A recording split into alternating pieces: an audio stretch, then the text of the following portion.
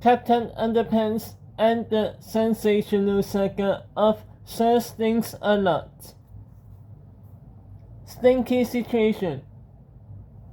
George and Howard and their doubles, Yesterday George and Yesterday Howard, have discovered something rotten in the state of Ohio, and is smellier than a pile of putrid gym socks. The boys' malicious gym teacher, Mr. Miner, has created with O-Kit 2000 a smelly mind control spray that transforms their fellow students into attentive, obedient, perfect children. Can George and Howard and their lookalikes plumb their noses and put an end to this odoriferous offender?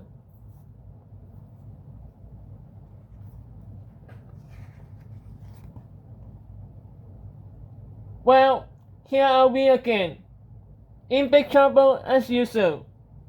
We've had so much bad luck lately. We had to make this comic so we could keep it all strict. Behold our graphic tale of misery and woe. Captain Underpants, the 100% true truth. Once upon a time, there was two cool kids named George and Howard. They were smart and handsome and stuff. Thank you.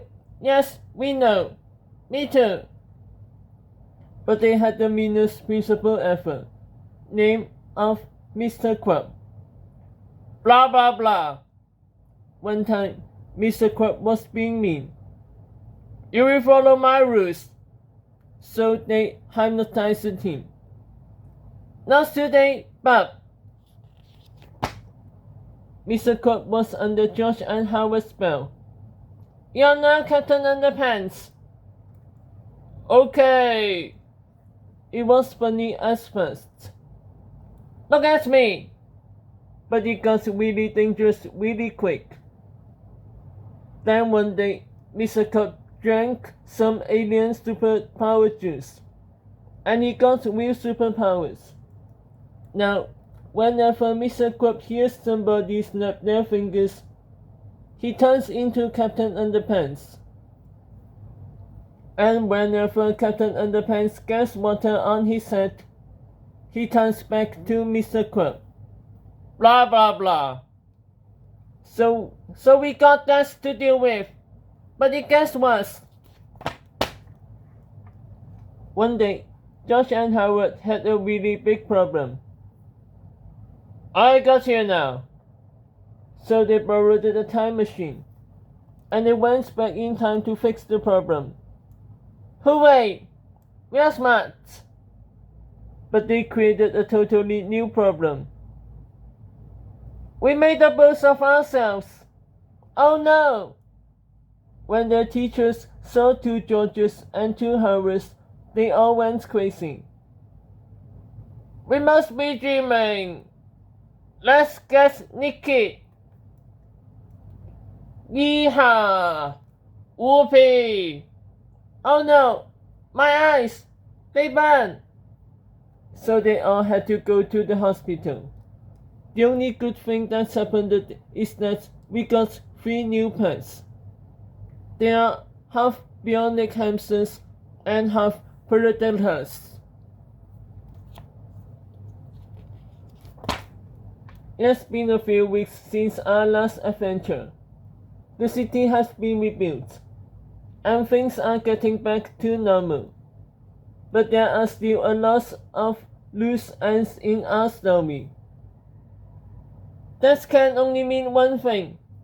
Another sequel. Oh no!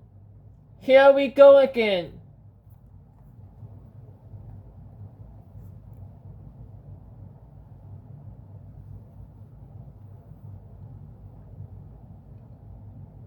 Chapter 1.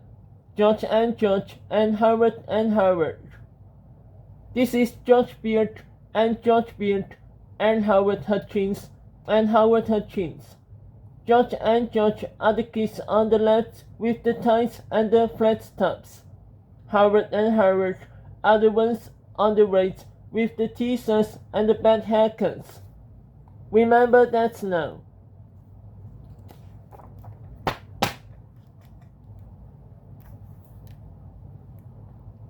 Chapter 2. The Golf Guarantee.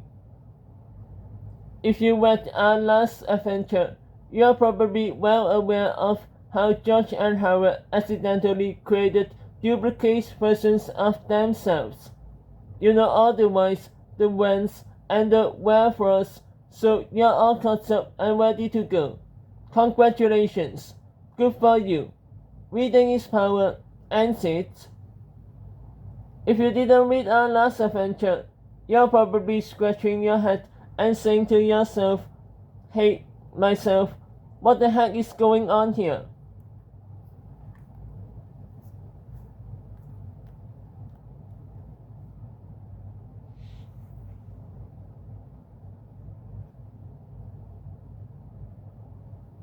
Before we get into all of that, I should point out that it's impolite to use the word hack. These books have been criticized for their inappropriate language, and we are going to put a stop to that sort of thing once and for all. From now on, you won't be reading any more words like hack or tinkle or no sir. Those words are highly offensive to grouchy old people who have way too much time on their hands.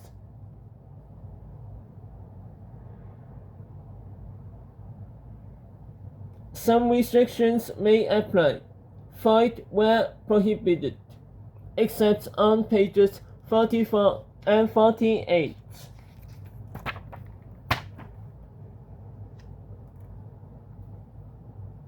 In the interest of pleasing all the grouchy old people, GOP, out there, I have also included topics especially for them. So this adventure will contain references to healthcare, gardening, Bob Evans restaurants, hot candies, false news, and gentle yet effective laxatives. So sit back on your hemorrhoid pillows, turn up some music, Lawrence work, and grab a snack, black jelly beans that are all stuck together. It's time to enjoy the all-new, squeaky clean, fully appropriate, and non-offensive adventures of Captain Underpants.